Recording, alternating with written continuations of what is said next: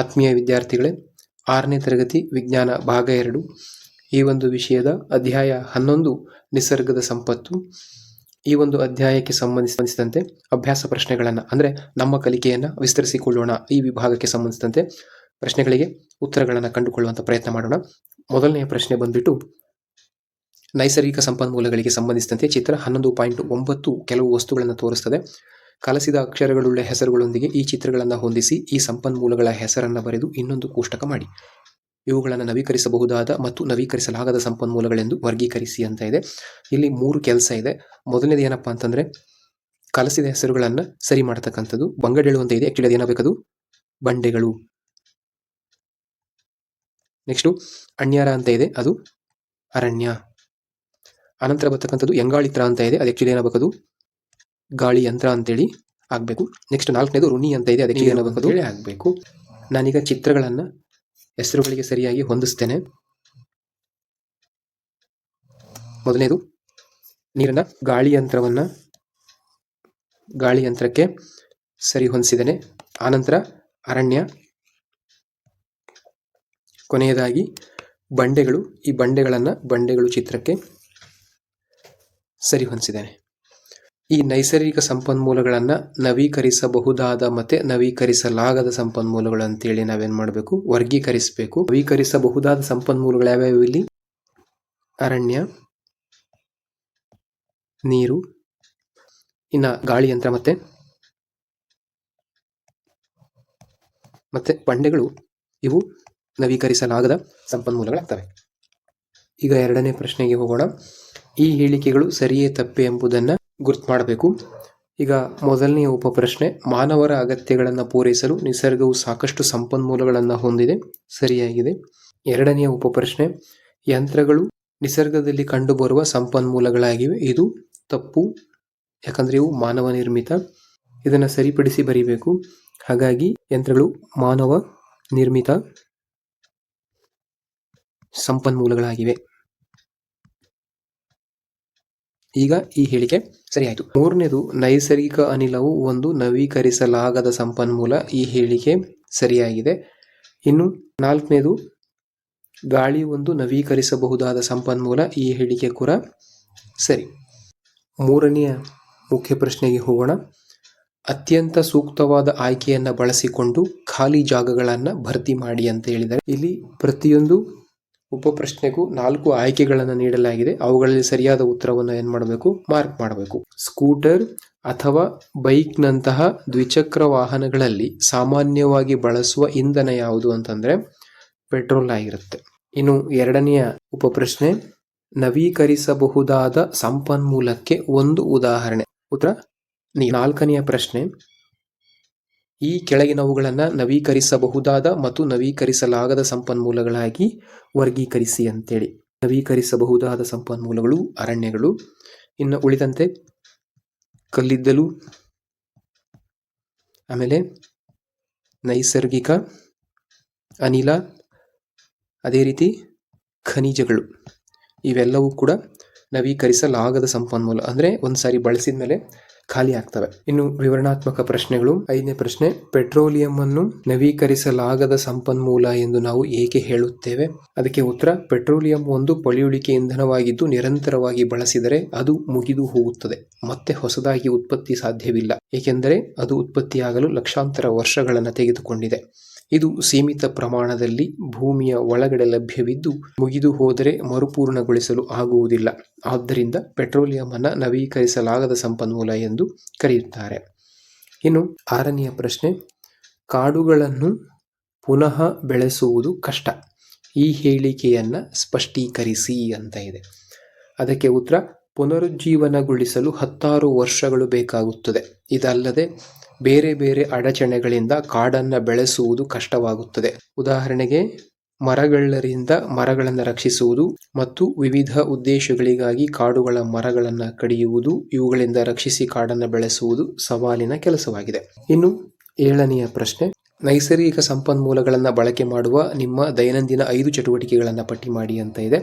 ಈ ರೀತಿಯ ಪ್ರಶ್ನೆಗಳನ್ನು ಕೇಳಿದಾಗ ಆ ಪ್ರಶ್ನೆಯಲ್ಲಿ ಏನನ್ನ ಕೇಳಲಾಗಿದೆ ಅನ್ನೋದನ್ನ ಹೆಡ್ಡಿಂಗ್ ರೂಪದಲ್ಲಿ ಬರ್ಕೊಂಡು ಆನಂತರ ಪಾಯಿಂಟ್ಸ್ ಬೈ ಪಾಯಿಂಟ್ಸ್ ಉತ್ತರ ಬರೀಬೇಕಾಗುತ್ತೆ. ನೈಸರ್ಗಿಕ ಸಂಪನ್ಮೂಲಗಳನ್ನು ಬಳಕೆ ಮಾಡುವ ದೈನಂದಿನ ಚಟುವಟಿಕೆಗಳು ಎಷ್ಟು? 5. ಅವನ್ನ 1 by 1 ಪಾಯಿಂಟ್ಸ್ ಹಾಕಿ ಈ ರೀತಿ ಬರೀಬೇಕು. ಇನ್ನು 8ನೆಯ ಪ್ರಶ್ನೆ, ಗಾಳಿಯ ಉಪಸ್ಥಿತಿಯಿಂದ ಸಾಧ್ಯವಾಗುವ 4 ಚಟುವಟಿಕೆಗಳನ್ನು ಪಟ್ಟಿ ಮಾಡಿ ಅಂತಿದೆ. ಗಾಳಿಯ ಉಪಸ್ಥಿತಿಯಿಂದ ಸಾಧ್ಯವಾಗುವ ಚಟುವಟಿಕೆಗಳು ಇಲ್ಲಿ 4 ಕೇಳಿದರೆ 4 ಬರೆಯಲಾಗಿದೆ. ಇನ್ನು 9ನೆಯ ಪ್ರಶ್ನೆ, ನೀವು ವಾಸಿಸುವ ಪ್ರದೇಶದ ಸುತ್ತಲಿನ ಹಸಿರು ಹೊದಿಕೆಯನ್ನು ಹೆಚ್ಚಿಸಲು ನಿಮ್ಮ ಕೊಡುಗೆ ಏನು? ನೀವು ಕೈಗೊಳ್ಳಬಹುದಾದ ಕ್ರಮಗಳನ್ನು ಪಟ್ಟಿ ಮಾಡಿ.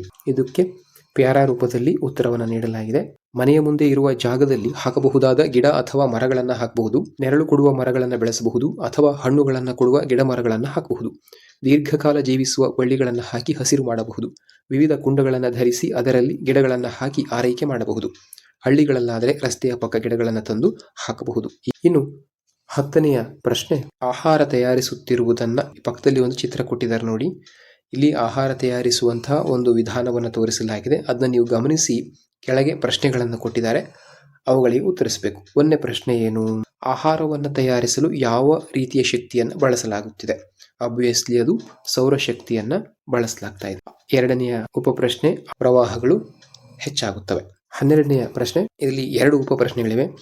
ಮೊದಲನೇ ಪ್ರಶ್ನೆ ಏನಪ್ಪಾ ಅಂತಂದ್ರೆ, ಗಾಳಿಯನ್ನ ಕಲುಷಿತಗೊಳಿಸುವ 2 ಮಾನವ ಚಟುವಟಿಕೆಗಳನ್ನು ವಿವರಿಸಿ ಅಂತೇಳಿ ಅದಕ್ಕೆ ಹೆಡ್ಡಿಂಗ್ ಅನ್ನು ನೀಡಲಾಗಿದೆ. ಎ ಪ್ರಶ್ನೆಗೆ, ಗಾಳಿಯನ್ನ ಕಲುಷಿತಗೊಳಿಸುವ ಮಾನವನ ಚಟುವಟಿಕೆಗಳು. 1ನೇದು, ವಾಹನಗಳು ಮತ್ತು ಕಾರ್ಖಾನೆಗಳಲ್ಲಿ ಪಳೆಯುಳಿಕೆ ಇಂಧನಗಳನ್ನು ಸುಡುವುದರಿಂದ ಕಾರ್ಬನ್ ಮಾನಾಕ್ಸೈಡ್, ಸಲ್ಫರ್ ಡೈಆಕ್ಸೈಡ್ ನಂತಹ ಹಾನಿಕಾರಕ ಮಾಲಿನ್ಯಕಾರಕಗಳು ಗಾಳಿಯಲ್ಲಿ ಬಿಡುಗಡೆಯಾಗುತ್ತವೆ. 2ನೇದು, ಅರಣ್ಯನಾಶವು ಕಾರ್ಬನ್ ಡೈಆಕ್ಸೈಡ್ ಅನ್ನು ಹೀರಿಕೊಳ್ಳುವ ಮರಗಳ ಸಂಖ್ಯೆಯನ್ನು ಕಡಿಮೆ ಮಾಡುತ್ತದೆ. ಹಸಿರುಮನೆ ಅನಿಲಗಳ ಸಾಂದ್ರತೆಯನ್ನು ಹೆಚ್ಚಿಸುತ್ತದೆ. ಇನ್ನು 2ನೆಯ ಪ್ರಶ್ನೆ, ಅದಕ್ಕೆ ಉತ್ತರ, ವಾಯುಮಾಲಿನ್ಯವನ್ನು ಕಡಿಮೆ ಮಾಡುವ ಕ್ರಮ ಯಾವುದು? ರಸ್ತೆಯಲ್ಲಿ ಇಂಧನ ಚಾಲಿತ ವಾಹನಗಳ ಸಂಖ್ಯೆಯನ್ನು ಕಡಿಮೆ ಮಾಡಿ ಸಾರ್ವಜನಿಕ ಸಾರಿಗೆ ಮತ್ತು ವಿದ್ಯುತ್ ವಾಹನಗಳ ಬಳಕೆಯನ್ನು ಉತ್ತೇಜಿಸಬೇಕು. ಈಗ 13ನೇ ಪ್ರಶ್ನೆಗೆ ಹೋಗೋಣ. ಒಂದು ಕುಟುಂಬವು ವಿದ್ಯುತ್ ಉತ್ಪಾದಿಸಲು ಸೌರ ಫಲಕಗಳನ್ನು, ಅಡುಗೆ ಮಾಡಲು ಅನಿಲ ಒಲೆಯನ್ನು ಮತ್ತು ಬಾವಿಯಿಂದ ನೀರನ್ನು ಮೇಲೆತ್ತಲು ಗಾಳಿ ಯಂತ್ರವನ್ನು ಬಳಸುತ್ತದೆ. ಒಂದು ವಾರ ಸೂರ್ಯನ ಬೆಳಕು ಇಲ್ಲದಿದ್ದರೆ ಏನಾಗುತ್ತದೆ ಅನ್ನುವ ಪ್ರಶ್ನೆ. ಇದಕ್ಕೆ ಉತ್ತರವನ್ನು ನೋಡೋದಾದ್ರೆ, ಒಂದು ವಾರ ಸೂರ್ಯನ ಬೆಳಕು ಇಲ್ಲದಿದ್ದರೆ ಸೌರ ಫಲಕಗಳು ವಿದ್ಯುತ್ ಉತ್ಪಾದಿಸಲು ಸಾಧ್ಯವಾಗುವುದಿಲ್ಲ. ಇದರಿಂದಾಗಿ ಕುಟುಂಬವು ಪರ್ಯಾಯ ವಿದ್ಯುತ್ ಮೂಲಗಳನ್ನು ಅವಲಂಬಿಸಬೇಕಾಗುತ್ತದೆ. ಅಡುಗೆ ಮಾಡಲು ಅನಿಲ ಒಲೆಯನ್ನು ಬಳಸುತ್ತಿರುವುದರಿಂದ ಏನೂ ತೊಂದರೆ ಆಗಲ್ಲ. ರಾತ್ರಿ ಬೆಳಕಿಗಾಗಿ ಯಾವುದಾದರೂ ಎಣ್ಣೆ ದೀಪಗಳನ್ನು ಬಳಸಬಹುದು. ಬಾವಿಯಿಂದ ನೀರನ್ನು ಎತ್ತಲು ಸೂರ್ಯನ ಬೆಳಕು ಇಲ್ಲದಿರುವುದು ಏನೂ ಸಮಸ್ಯೆ ಆಗಲ್ಲ, ಯಾಕಂದ್ರೆ ನಾವಲ್ಲಿ ಬಳಸ್ತಿರೋದು ಯಾವುದು? ಗಾಳಿಯಂತ್ರ. ಇನ್ನು 14ನೆಯ ಪ್ರಶ್ನೆ, ಕೆಳಗೆ ನೀಡಿರುವ ಪದಗಳನ್ನು ಬಳಸಿಕೊಂಡು ಖಾಲಿ ಜಾಗಗಳನ್ನು ಭರ್ತಿ ಮಾಡಿ ಅಂತೇಳಿ. ಇಲ್ಲಿ ಏನು ಮಾಡಬೇಕು ಅಂದರೆ, ನಾವಷ್ಟೇ ಬಾಕ್ಸ್ಗಳನ್ನು ತುಂಬಿರುವಂತಹ ಕೋಷ್ಟಕವನ್ನು ಕೊಟ್ಟಾಯಿತು. ಇಲ್ಲಿ ನಾನು ಕೆಂಪು ಬಣ್ಣ ಮತ್ತು ಹಸಿರು ಬಣ್ಣದಲ್ಲಿ ಏನು ಅಕ್ಷರಗಳನ್ನು ಕೊಟ್ಟಿದೆ ಅವುಗಳೇ ಖಾಲಿ ಬಿಟ್ಟಂಥ ಸ್ಥಳಗಳು. ಇವುಗಳನ್ನು ನೀವು ಗಮನಿಸಬಹುದು. ಈ ಗ್ರೀನಲ್ಲಿ ಇರ್ತಕ್ಕಂಥವು ನವೀಕರಿಸಬಹುದಾದ ಸಂಪನ್ಮೂಲಗಳನ್ನು ಸಾಂಕೇತಿಕವಾಗಿ ತೋರಿಸಲಾಗಿದೆ. ಇನ್ನು 15ನೇ ಪ್ರಶ್ನೆ, ಕೈಗಾರಿಕೆಗಳು ಮತ್ತು ವಸತಿಗಳ ಅವಶ್ಯಕತೆಗಳನ್ನು ಪೂರೈಸಲು ಮರಗಳಿಗಾಗಿ ಬೇಡಿಕೆ ಹೆಚ್ಚುತ್ತಿದೆ. ಅದಕ್ಕಾಗಿಯೇ ನಿರಂತರವಾಗಿ ಮರಗಳನ್ನು ಕಡಿಯಲಾಗುತ್ತಿದೆ. ಇದನ್ನು ಸಮರ್ಥಿಸಬಹುದೇ? ಚರ್ಚಿಸಿ ಮತ್ತು ಸಂಕ್ಷಿಪ್ತ ವರದಿಯನ್ನು ತಯಾರಿಸಿ. ಇಲ್ಲಿ ವರದಿ ರೂಪದಲ್ಲಿ ಕೇಳಿರೋದ್ರಿಂದ ಒಂದಿಷ್ಟು ಉತ್ತರವನ್ನು ಅಂದಾಜು ಮಾಡಿ ಹೇಳಬೇಕಾಗುತ್ತೆ. ಇದು 15ನೇ ಪ್ರಶ್ನೆಗೆ ಉತ್ತರ ಆಯಿತು. ಇನ್ನು ಕೊನೆಯ ಪ್ರಶ್ನೆ, ನಿಮ್ಮ ಶಾಲೆಯಲ್ಲಿ ನೀರಿನ ಬಳಕೆಯನ್ನು ಕಡಿಮೆ ಮಾಡಲು ಒಂದು ಯೋಜನೆಯನ್ನು ರೂಪಿಸಿ. ಯೋಜನೆಯನ್ನು ಕಾರ್ಯಗತಗೊಳಿಸಲು ನೀವು ಯಾವ ಕ್ರಮಗಳನ್ನು ತೆಗೆದುಕೊಳ್ಳುತ್ತೀರಿ ಮತ್ತು ಅದು ಪರಿಸರಕ್ಕೆ ಹೇಗೆ ಸಹಾಯ ಮಾಡುತ್ತದೆ? ಇಲ್ಲಿ ಉತ್ತರವನ್ನು ಸ್ವಲ್ಪ ವಿವರಣಾತ್ಮಕವಾಗಿ ನೀಡಲಾಗಿದೆ. ನೀವು ಇದನ್ನು ಒಂದು 2-3 ಸಾರಿ ಓದಿಕೊಂಡು ಏನು ಮಾಡಬೇಕು, ನಿಮ್ಮದೇ ಆದ ಮಾತುಗಳಲ್ಲಿ ಬರೆದ್ರೆ ನಿಮ್ಮ ಒಂದು ವಿವರಣಾ ಕೌಶಲ್ಯ ಅಂತಕ್ಕಂಥದ್ದು ಹೆಚ್ಚುತ್ತದೆ. ನಾನು ನಿಧಾನವಾಗಿ ಸ್ಕ್ರಾಲ್ ಮಾಡ್ತೇನೆ, ನೀವು ಇದನ್ನು ಕೂಲಂಕಷವಾಗಿ ಓದಿಕೊಂಡು ಯಥಾವತ್ತಾಗಿ ಬರೆದುಕೊಳ್ಳಿ. ನಂತರ ಬೇಕಾದರೆ ಪ್ರಾಕ್ಟೀಸ್ ಮಾಡಬಹುದು. ನಾನು ನಿಧಾನವಾಗಿ ಸ್ಕ್ರಾಲ್ ಮಾಡ್ತೇನೆ. ವಿದ್ಯಾರ್ಥಿಗಳೇ, ಇದಿಷ್ಟು ಅಧ್ಯಾಯ 11ಕ್ಕೆ ಸಂಬಂಧಿಸಿದಂತೆ ಅಭ್ಯಾಸ ಪ್ರಶ್ನೆಗಳಿಗೆ ಉತ್ತರಗಳು. ವಿಡಿಯೋವನ್ನು ವೀಕ್ಷಿಸಿದ್ದಕ್ಕಾಗಿ ನಿಮಗೆ ಧನ್ಯವಾದಗಳು. ವಿಡಿಯೋ ನಿಮಗೆ ಇಷ್ಟವಾದರೆ ಒಂದು ಲೈಕ್ ಕೊಡಿ, ಹಾಗೆಯೇ ನಮ್ಮ ಚಾನಲ್ಗೆ ಸಬ್ಸ್ಕ್ರೈಬ್ ಆಗೋದನ್ನು ಮರಿಬೇಡಿ. ಧನ್ಯವಾದ. ಆಹಾರ ತಯಾರಿಸಲು ಈ ರೀತಿಯ ಶಕ್ತಿಯನ್ನು ಬಳಸುವುದರ ಒಂದು ಅನುಕೂಲ ಮತ್ತು ಒಂದು ಅನನುಕೂಲವನ್ನು ಬರೆಯಿರಿ ಅಂತ ಇದೆ. ಮೊದಲಿಗೆ ಅನುಕೂಲವನ್ನು ನೋಡುವುದಾದರೆ, ಸೌರಶಕ್ತಿಯು ನವೀಕರಿಸಬಹುದಾದ ಸಂಪನ್ಮೂಲವಾಗಿದ್ದು ಇದರ ಬಳಕೆಯಿಂದ ಯಾವುದೇ ಮಾಲಿನ್ಯ ಉಂಟಾಗುವುದಿಲ್ಲ. ಅನನುಕೂಲ ಏನಂದರೆ, ಸೂರ್ಯನ ಶಾಖ ಇಲ್ಲದ ಸಮಯದಲ್ಲಿ ಅಡುಗೆ ಮಾಡುವುದಕ್ಕೆ ಸಾಧ್ಯವಾಗುವುದಿಲ್ಲ. ಈಗ 11ನೆಯ ಪ್ರಶ್ನೆ, ಮರಗಳನ್ನು ಬೃಹತ್ ಪ್ರಮಾಣದಲ್ಲಿ ಕಡಿಯುವುದರಿಂದ ಮಣ್ಣಿನ ಗುಣಮಟ್ಟದ ಮೇಲೆ ಕೆಟ್ಟ ಪರಿಣಾಮ ಉಂಟಾಗುತ್ತದೆ ಎಂದೇಕೆ ನೀವು ಯೋಚಿಸುವಿರಿ ಅನ್ನುವಂಥ ಪ್ರಶ್ನೆ. ಇದಕ್ಕೆ ಉತ್ತರ, ಮರಗಳನ್ನು ಬೃಹತ್ ಪ್ರಮಾಣದಲ್ಲಿ ಕಡಿಯುವುದರಿಂದ ಮಳೆ ನೀರು ಇಂಗುವುದು ನಿಲ್ಲುತ್ತದೆ ಮತ್ತು ಮಳೆ ನೀರು ಫಲವತ್ತಾದ ಮೇಲ್ಮಣ್ಣನ್ನು ಕೊಂಡೊಯ್ದು ತಗ್ಗು ಪ್ರದೇಶಗಳಿಗೆ ಅಥವಾ ಕೆರೆ ನದಿಗಳ ತಳಗಳಿಗೆ ಸೇರಿಸುತ್ತದೆ. ಇದರಿಂದ ಫಲವತ್ತಾದ ಮೇಲ್ಮಣ್ಣು ನಷ್ಟವಾಗಿ ಭೂಮಿಯು ಬರಡಾಗುತ್ತದೆ. ನೆಲದ ಮೇಲ್ಮೈಯಲ್ಲಿ ಕೊರಕಲ್ಲುಗಳು ಕಾಣುತ್ತವೆ.